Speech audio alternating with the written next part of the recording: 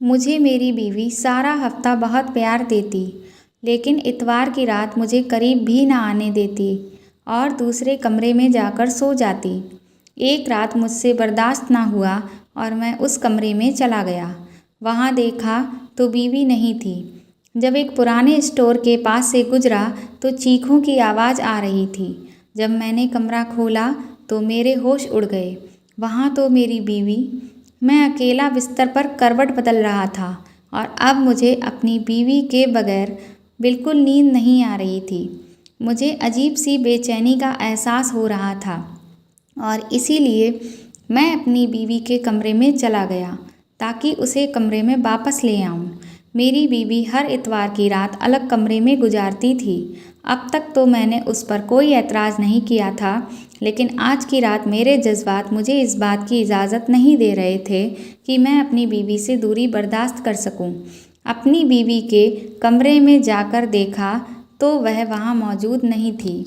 मैं हैरान था कि मेरी बीवी आधी रात को कहाँ जा सकती है। हमारा घर काफ़ी बड़ा था। मैं अपनी बीवी को ढूंढने लगा, वो मुझे कहीं ना मिली। जब मैं स्टोर रूम के आगे से गुजरा तो मुझे चीखों की आवाज़ सुनाई दी।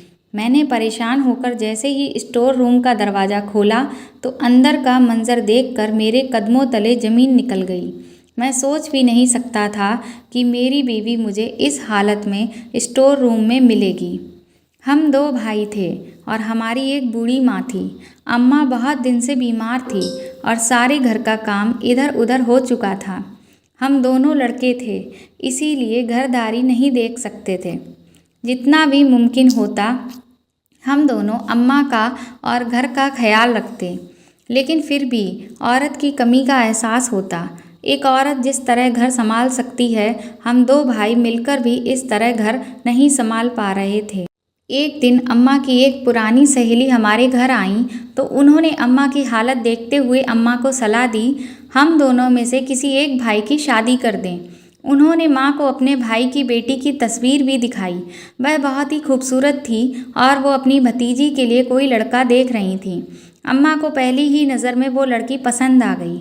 अम्मा की सहेली उस लड़की की बहुत तारीफ कर रही थी कि उनकी भतीजी शहनाज बहुत अच्छी तरह से घर संभालती है और वो पूरा घर आराम से संभाल लेगी।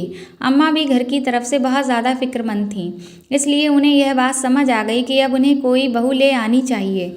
अम्मा ने मेरे बड़े भाई को शहनाज की तस्वीर दिखाकर कहा कि अम्मा भाई की शहनाज से शादी कराना चाहती हैं, तो भाई ने साफ मना कर दिया।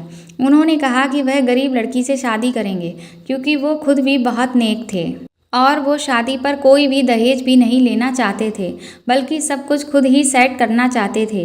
इसलिए फ़िलहाल वो शादी करने के लिए राज़ी नहीं थे। अम्मा ने जब मुझे शहनाज की तस्वीर दिखाई तो शहनाज मुझे पहली ही नज़र में पसंद आ गई। बिल्कुल वैसी थी जैसी लड़कियां मुझे पसंद थीं। भाई की तरह मैं भी बहुत अच्छी नौकरी करता था, इसलिए अम्मा ने सोचा कि वह भाई की जगह मेरी शादी करवा देती हैं। शहनाज बहुत ही पढ़ी लिखी और अच्छे खानदान से थी। उसके पिता का अपना कारोबार था। उनकी हालत हमसे बहुत अच्छी थी। जब अम्मा शहनाज के घर रिश्ता लेकर गईं तो अम्मा को लगा कि शहनाज के घरवाले इस रिश्ते के लिए इनकार कर देंगे, लेकिन शहनाज के घरवालों ने मेरी अम्मा को बहुत इज्जत दी और रिश्ता भी कबूल कर दिया। हमारे घर की यह पहली खुशी थी। पापा के इंतकाल के बाद तो हमने खुशियाँ मनाना ही छोड़ दिया था।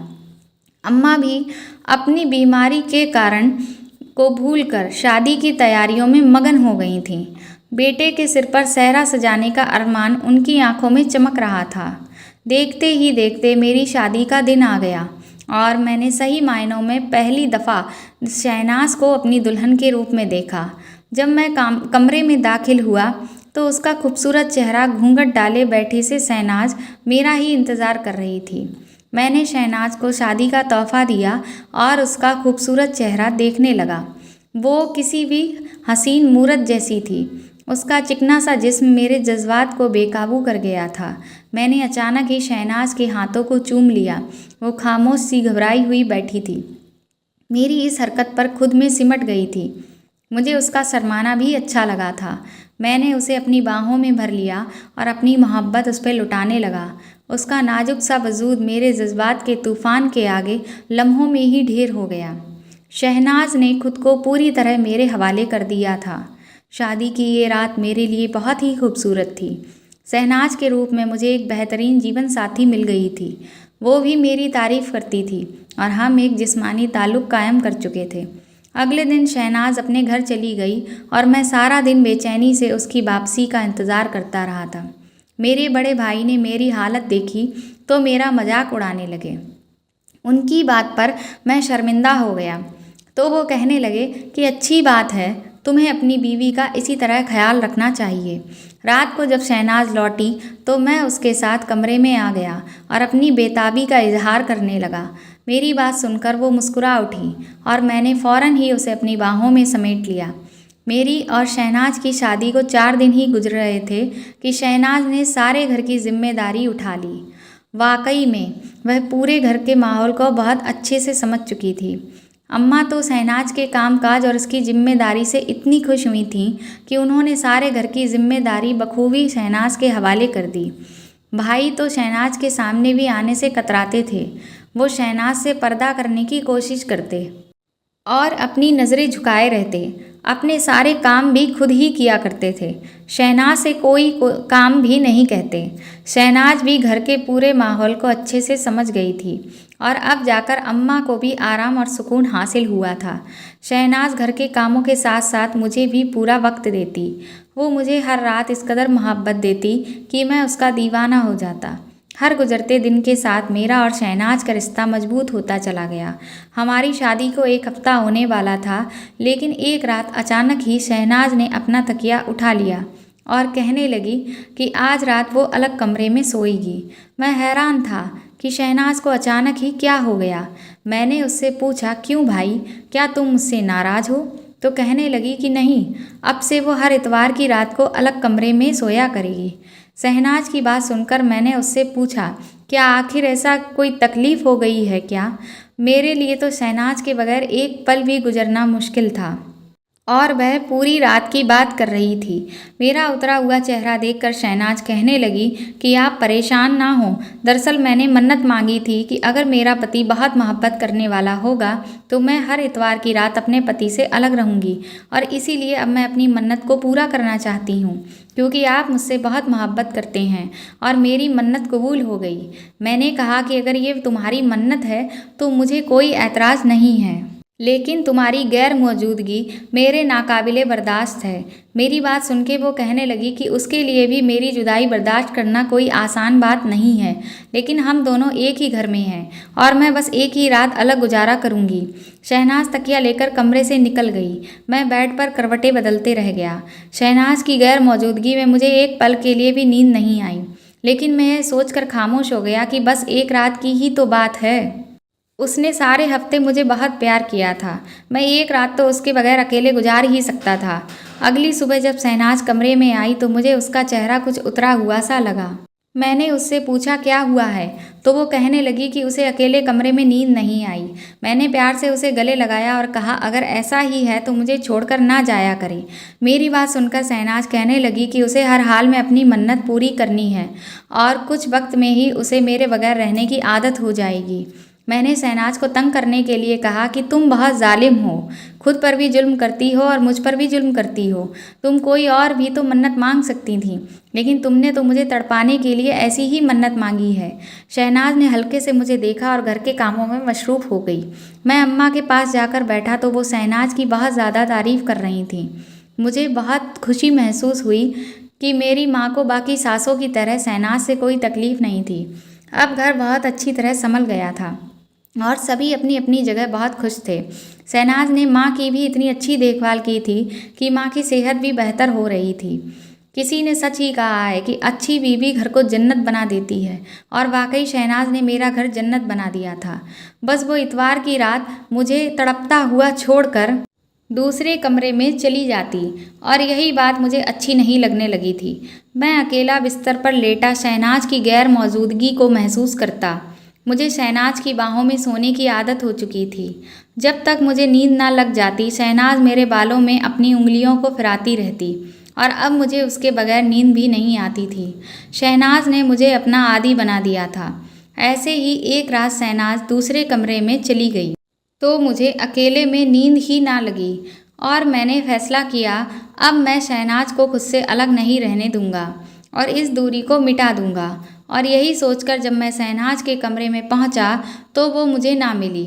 तो उसे ढूंढते हुए मुझे स्टोर रूम से चीखों की आवाज़ आई तो मैं फ़ौरन ही स्टोर में घुस गया। मेरी बीवी शहनाज मेरे भाई के साथ स्टोर रूम में मौजूद थी और वह बुरी तरह चीख रही थी, जबकि मेरा भाई उसके दोनों हाथों को पकड़े हुए उसको चुप करवाने की कोशिश कर रहा था। मैं जैसे ही अंदर दाखिल हुआ तो मेरे भाई ने मुझे कहा, ये तेरी बीवी यहाँ अपने यार के साथ छुपकर मुलाकात कर रही थी। और जब मैं अंदर आया तो ये चीखने चिल्लाने लगी। इसका आशिक तो भाग निकला। जब मैंने उससे कहा कि मैं तुम्हें तुम्हारी सारी सच्चाई बताऊंगा, ये उल्टा मुझ पर इल्ज़ाम लगाने लगी और कहने लगी कि तुम्हें कहेगी कि मैं इसकी इज्जत पर हमला करने वाला था। अपने भाई की बात सुनकर तो मेरा गुस्से से चेहरा लाल हो गया। मैंने आगे बढ़कर शहनाज के मुंह पर एक जोरदार थप्पड़ मार दिया। शहनाज जो बहुत देर से कुछ कहना चाह रही थी, थप्पड़ खाकर सकते में आ गई। वो मुझसे कहने लगी कि आप एक बार मेरी बात तो सुन लीजिए। लेकिन मैंने खुद अपनी आंखों से देखा था कि शहनाज किस हुलिये में आधी रात को स्टोर रूम में खड़ी थी।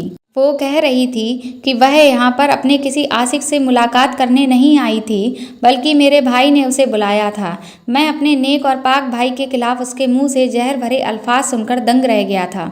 मैंने शहनाज को बालों से पकड़कर घसीटता हुआ कमरे में ले आया।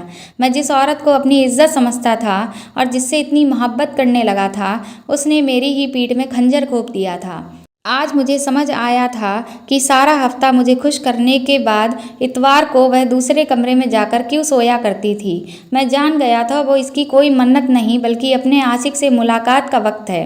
अगर आज मेरा भाई उसे ना देखता तो शायद मुझे उसकी इस हरकत का ज़िंदगी में पता ना होता।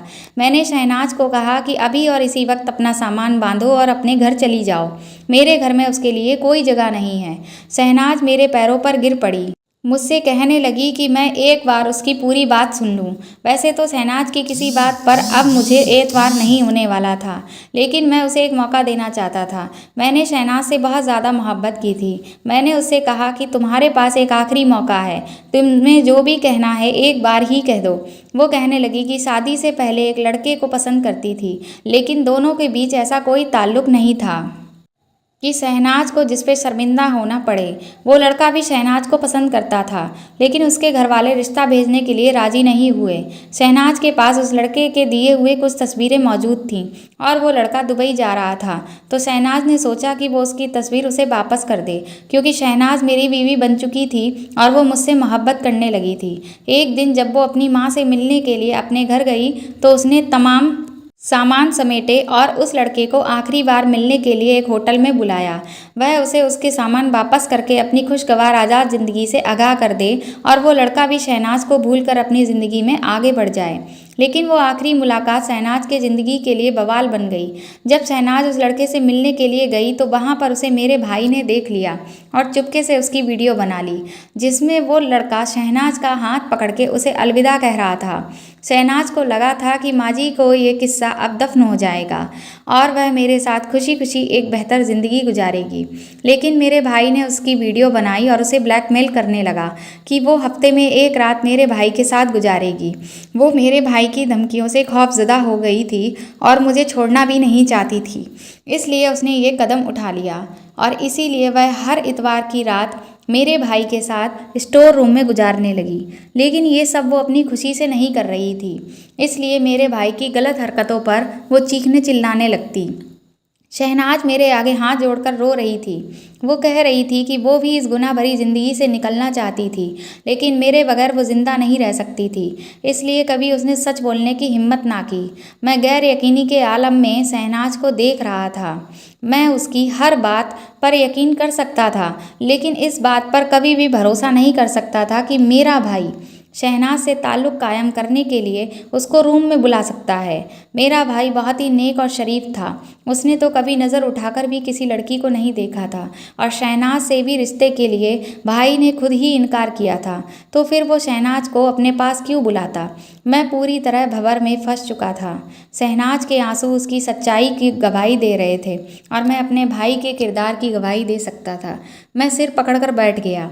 मुझे कुछ समझ नहीं आ रहा था।